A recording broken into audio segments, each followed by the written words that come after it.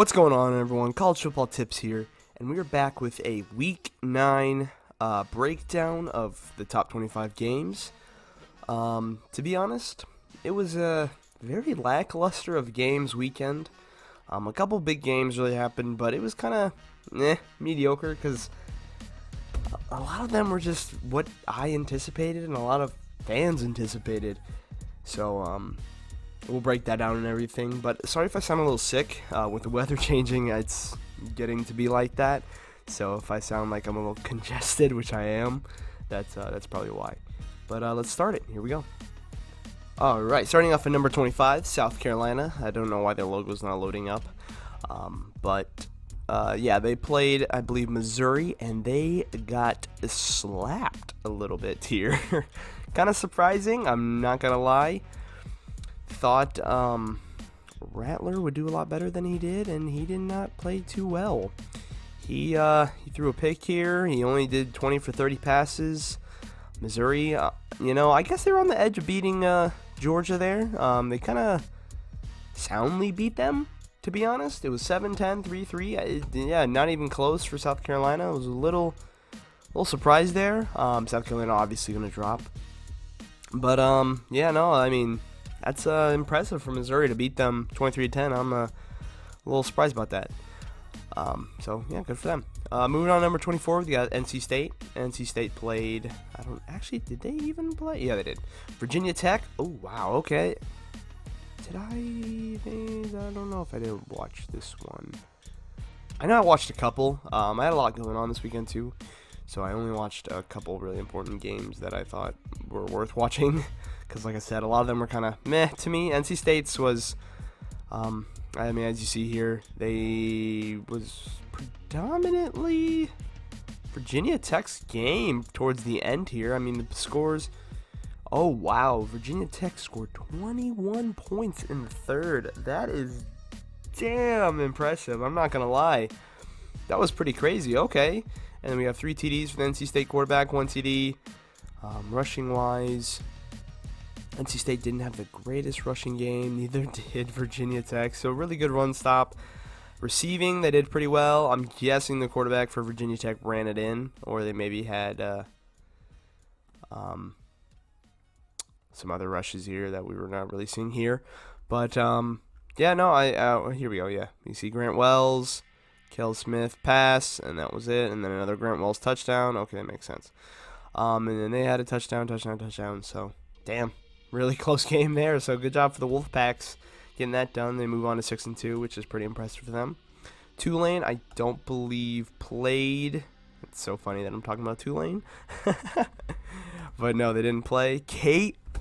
God, this one's going to be crazy. I don't even know how this game's going to be freaking played next week. But, god damn, K-State absolutely blew up Oklahoma State. Spencer Sanders at one point got pulled because, it was like, well, it's worthless trying. I mean, Deuce Vaughn put on a show. And freaking, I guess their guy, Adrian Martinez, didn't even play. They put in Will Howard, and that guy went off for 4 TDs. I mean, and Deuce Vaughn's, like I said, had a very impressive game with 22 carries. Oklahoma State did nothing. Spencer Sanders threw a pick. I mean, to be honest, guys, I thought this was going to be a pretty damn close game. Considering, as a Longhorns fan, I'm like, Jesus, because we just lost to Oklahoma State and they got blown out by K-State. This game was quite literally insane. Like I said, though, K-State's a weird team. They always win these weird games like this. They always do weird stuff.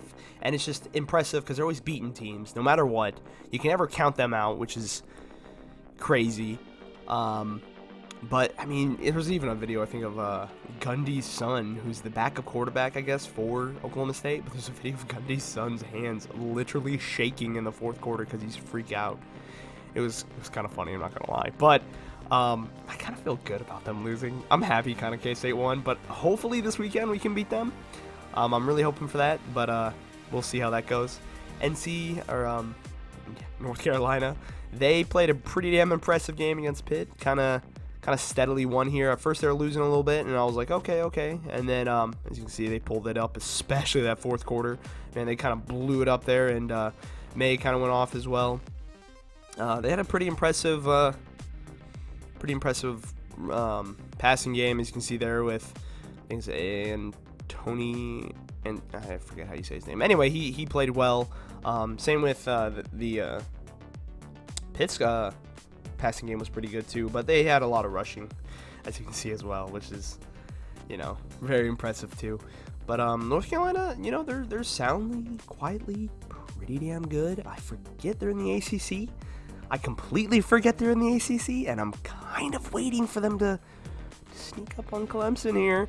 I'm very much waiting for them to play each other. I'm not sure when that is, but I know they will. Next they got Virginia, so that could be pretty interesting because I know Illinois I think played them. I don't know. We'll see.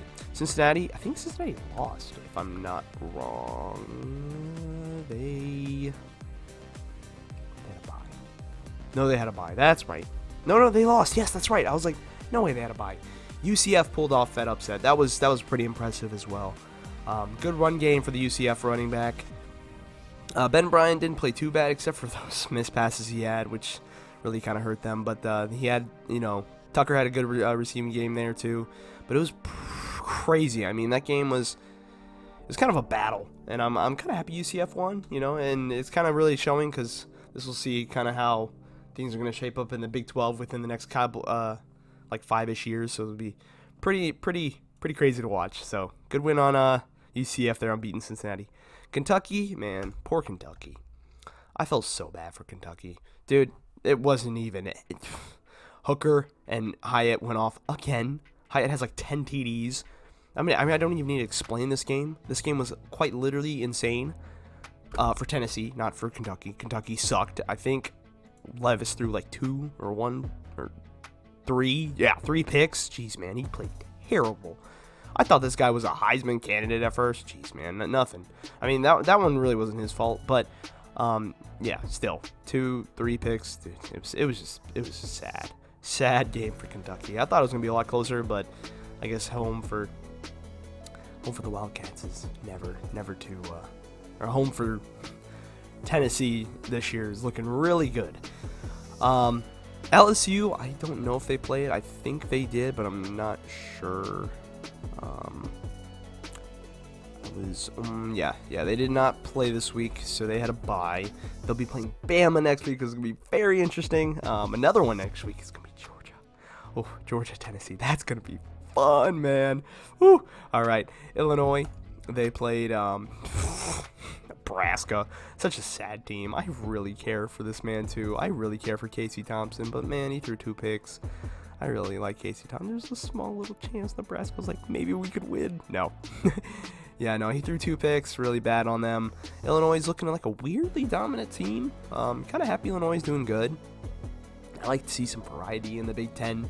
It's always been Ohio State. Speaking of Ohio State, we'll get into that later. But it's always been Ohio State. So, good for Illinois on that win. Excuse me. Syracuse, they lost, I believe. Yes, they got smoked by Notre Dame. That's right. Yeah, this is the one where I was like, geez. Pick 6, Notre Dame had a pick 6, which was pretty impressive. Their quarterback didn't play too great. As you can see, 11 for 22. So it was a little, wait. That's not their quarterback, is it? No, because I don't know. Anyway, they didn't play too great. So it was at home for Syracuse too, which is a little weird, but yeah, I mean, you can never count Notre Dame out. They're a blue blood program. They can always win these games. So pretty impressive win for Notre Dame. They kind of need it too, just because Notre Dame is a program where you want them to be pretty good, just because it's like a nostalgic thing. I'm not a Notre Dame fan or anything, but like I don't know, Notre Dame's one of those teams where you always expect for them to be good. Another almost lost, but then they turned it to a massive win. Ole Miss. Where was that? Yeah. Not a massive, but you know what I mean. Like they won nicely at the end. Ole Miss, man, Jackson Dart and who else was it? Yeah. Oh, jeez, their running back, Judkins, man, he went insane this game. The receiving game was great. But towards the end, at first, there was a time there where I thought, A&M was going to win, and then they didn't go score for 2 quarters, and then, Ole Miss, really ruled it in. Heard rumors of Lane Kiffin may leave for Auburn. I don't know. But Ole Miss is still looking like an okay team, even with that one loss. They're not a bad team. Utah, I believe, they won against Washington State. That was a late night game, so I really didn't watch it. But I think Rising played pretty well, or did he not play? Are you serious? Oh, I guess he was out. I didn't even know Rising was out. Oh my gosh, what happened to him? See, some of these injuries I just don't even know about. What happened with Rising? I'm going to look it up. Here we go. We will see what happened with Rising. He is out. Okay, I don't know what happened to him, but he is out. Interesting. He did get injured. Okay, was not out with the offense for the first possession Thursday night and was seen on the sidelines with a yellow penny and no helmet. Okay, so he was hurt. Backup still got it done, so good for them. But hopefully we can see Cam Rising back in there again. I really like him and his mustache. He's a funny looking guy. He's a cool looking guy. I don't know. He's just kind of like that fun vibe. He just seems like a good guy. Plus he was at Texas, so that's why I do like the Utah Utes right now. So, but good win on them. It was a nice Thursday night game, so really didn't watch it, to be honest. I was actually very busy Thursday night, so sucks for me because I don't have time. But good for them on that win. All right, moving on to Penn State. Oh my God, Penn State.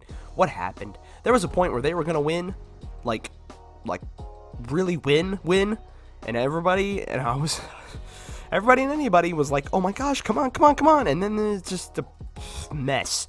That fourth quarter was a straight up mess. Ohio State had 28 points.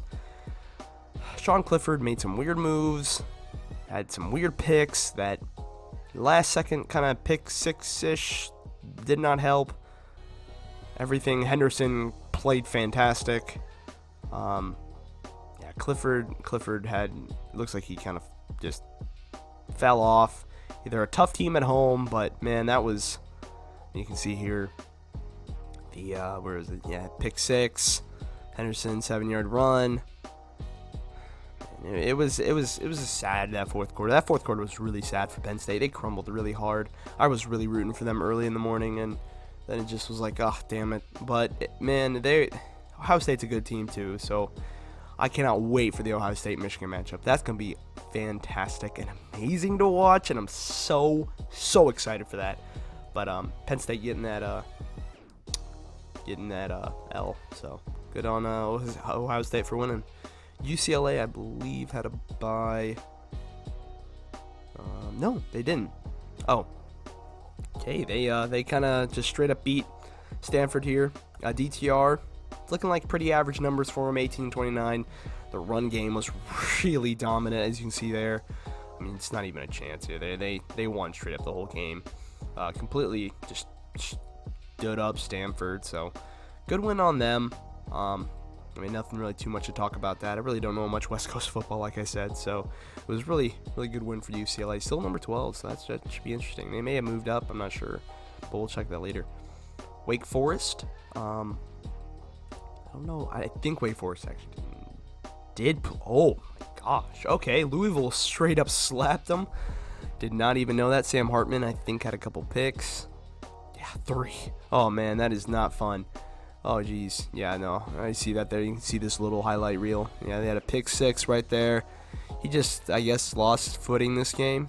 And then, oh my gosh, that third quarter, 5 touchdowns, 35 points for Louisville. That is just straight up insane. Pick 6, 50-yard run, 9-yard run, 28-yard pass, another pick 6. Wow, 2 pick 6 in a row. That's a little insane.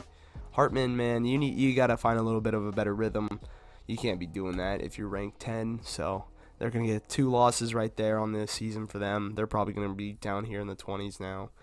USC, I think, completely destroyed whoever they played. No, it was close. That's right. It was close for a bit. They're trying to get back up there. You can see, trying to claw their way up. Caleb Williams completely threw a ton. I mean, 31 for 45, 411 yards. So he really won them this game. One TD run, as you can see there. Jaden DeLura, I don't even know. Arizona's quarterback. I'm surprised that Arizona played as well as they did. Usually not that good of a team, but kind of a slow little loss here. But it was a good close game towards the end there. USC, picking up that win though. So, I mean, I keep doing that, sorry. Also, it's Halloween, so happy Halloween. Oklahoma State, we talked about them. Oregon, I think, played Cal, completely obliterated them that second quarter. Bo Nix is looking better. He even said if they played Georgia again, it wouldn't be the same, and I kind of believe him. Bo Nix and the Ducks are doing very well, so I'm very impressed by their play. TCU, I think, who did they play? Yes, West Virginia. Yeah, TCU kind of went off here. Max Duggan has been playing pretty well. Had one pick, though. JT Daniels just looking so bad, man. It is not Mountaineer Nation time. You can't be saying stuff like Russ. But, no, West Virginia is just a really bad team. I think they lost every match this year to every Big 12 team, so it's just not looking too good for West Virginia. TCU, though, is looking pretty damn good. It'll be interesting to see them play Texas and see what happens with that, because I do think we can beat them. We do have Gary Patterson, which is TCU's old head coach, so who knows? It could be an interesting game when that happens. Bama, I want to say Bama actually had a bye. Yeah, they were one of the teams who had a bye. Clemson, another one of the teams who had a bye. And now we move towards Michigan and Michigan State. I watched this game completely just because I go to MSU. So this game, very interesting because, Michigan was good. They beat them soundly. The game wasn't the interesting part. It was the post game, as you can see from right here. I don't know why these guys had to go and kind of beat up a player for Michigan, but they did. It was a little interesting, a little weird. I think they did it because he said he went the wrong way, but it's your own stadium. So I'm like, how do you get lost in your own stadium? I don't know. But he kind of got jumped there. So 4 of Michigan State players got straight up just suspended. So it was a little weird, but game-wise, Corum had another great game. Edward had another great game. Bright side for MSU, though, this man right here, I think he's going to be a savage. Keon Coleman, he may transfer because MSU is not looking like a happy place right now. I think they're going to be losing a lot of people, a lot of players, man, a lot of recruits. I'm just going to say this right now. Shit is about to go down at Michigan State, and it's not going to be good for them because I feel like they're going to lose a lot of people. I mean, this guy's from Louisiana. I mean, he could have easily gone to LSU or somewhere else, but he is fantastic, man. Keon Coleman looks great, dude. He had 155 yards, you can see there, but that touchdown snag, dude, he straight up mossed the guy. It was, I'm gonna watch that for you guys. I think we did. Was this it? Oh, dude, this was pretty sick. I mean, come on. No. Was that it? No, that wasn't it. Come on, this is a couple games ago. Where's the one? I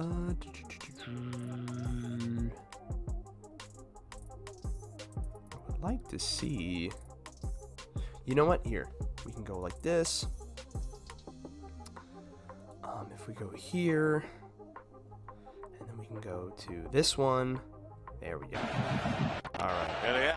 We don't have to listen to that. But this was a straight up snag, dude. It was sick. I'm not gonna lie.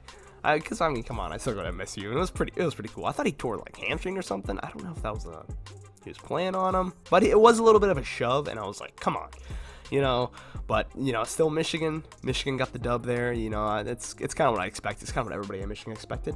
So good on Michigan getting that dub. Otherwise, but don't fight players in the tunnel. So bad on Michigan. Tennessee we talked about. Ohio State we talked about. Georgia, I think they just straight up just blew out whoever they played. What did they have a bye? Oh, it was Florida. Yeah, no. Florida had no chance. Poor Florida. If this was any other year, maybe. But no. Nope, Florida did not have any chance. Anyway, that was it for week 9. We'll move on to week 10 rankings. I haven't actually looked at them, so this could be fun. UCF moved up after that move to Cincinnati, so good for UCF. I'm happy about them. Number 26 is actually Texas, so maybe after this week, if we beat K-State, who knows? We could be up there. Oregon State at 24. Interesting. Liberty. Oh my gosh, my cousin went there. Liberty at 23. Syracuse down 6 after the loss. NC State up 3. Wake Forest down 10. Oof. Man, Tulane up 4 after doing nothing. That's funny. Oklahoma State down 9. Oh. North Carolina up 4. North Carolina's a good team. I can't wait for them to play. Hopefully they'll play Clemson. That'll be interesting. Penn State down 3. Not too big of a jump just because it was Ohio State. LSU up 3 for doing nothing. Illinois up 3. K-State up 9. Man, K-State. Utah up 2. Ole Miss up 4. UCLA up 2. USC up 1. Stays the same from 8 to 4. Actually 8 to 2. Tennessee up to 1. Okay. Or 2. And Georgia up to 0. Well, we got a number 2, number 1 matchup this week. This is going to be fun. You will really see who is what. This is going to be a great matchup this next week, and I'm pretty damn ready. But you know me. I'll still also watch that. So Texas and K-State. Anyway, you guys have a wonderful rest of your day, and I'll see you in the next video. Peace out.